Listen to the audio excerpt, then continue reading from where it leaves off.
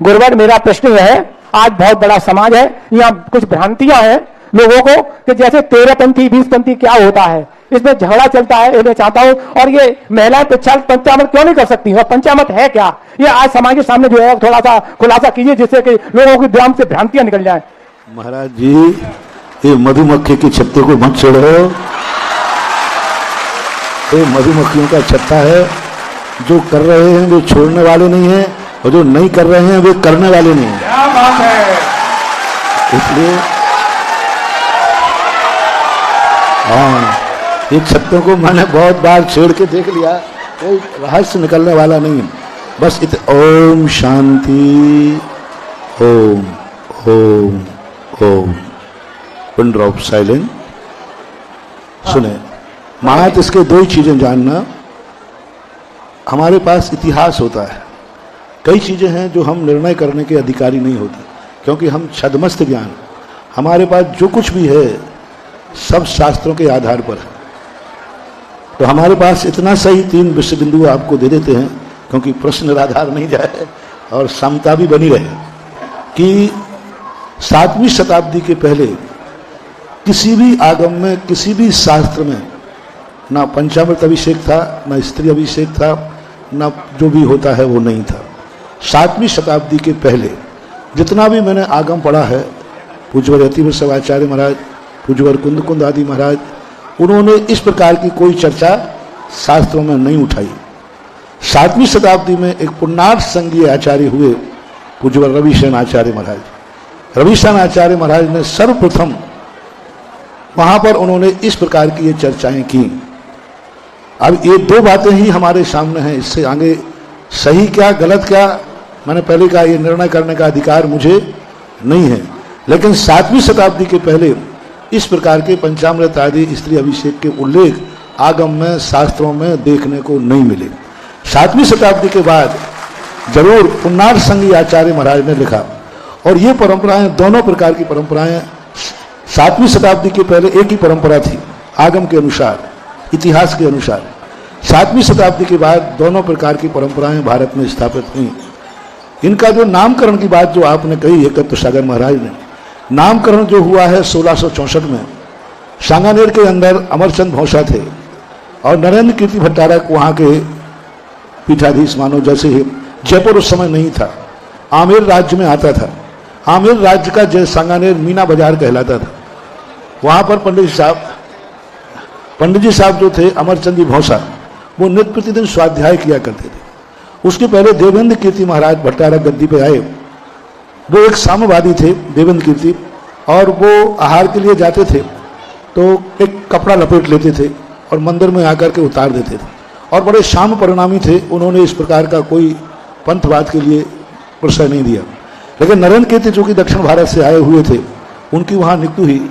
उन्होंने दोनों में विषमवाद हुआ, और विषमवाद होने के बाद निर्णय लिया गया कि कौन पुराना है, जलाभिषेक या पंचामृत स्त्री आदि। उन्होंने मीटिंग हुई और विवाद हुआ कि कौन पुराना।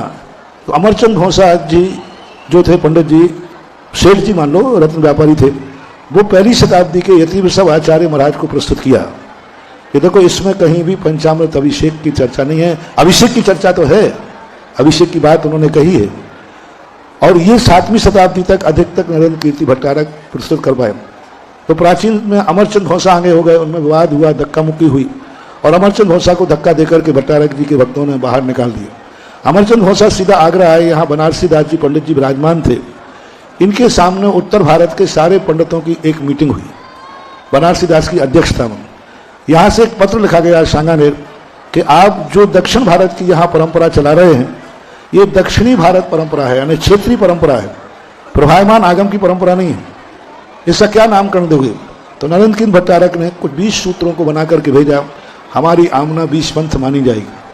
फिर यहाँ पंडितों ने मीटिंग करके 13 सूत्र बनाए, तो बोले हमारी आमना 13 पंथ मानी जाएगी। तो 1664 के लगभग 2-4 साल आगे पीछे ये 13 पंथ और 20 पंथ की संज्ञा मिली, नाम मिला। 16वीं शताब्दी के पहले 13 पंथ और 20 पंथ नाम की कोई चीज नहीं थी, क्रियाएं थी, नाम नहीं थे। और 7वीं शताब्दी के पहले भारत में ऐसे 2 मतभेद कोई नहीं थे। ऐसी स्थिति कस्तूरचंद जी कासलीवाल हुए हैं, जयपुर के, उन्होंने एक पुस्तक कहीं से संग्रह करके छापी थी, उससे संबंध में मुझे इतना ज्ञान हुआ। बस सत्य क्या है, असत्य क्या है, कुछ प्रश्न ऐसे हैं, जब हम केवली भगवान बने, या तुम बन जाओ तो जान लेना, और या मैं बन जाऊं तो बता दो, और क्या कहें।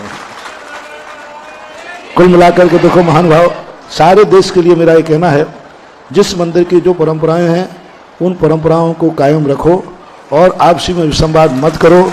तुम यहाँ छुड़ाओ मत, तुम यहाँ कराओ मत, बस छुड़ाओ भी नहीं और कराओ भी मत। जहाँ जिस प्रकार, क्योंकि ये इतिहास है, मैंने कहा ना, इतिहास को कौन छोड़ने वाला है, कौन क्या करने वाला है।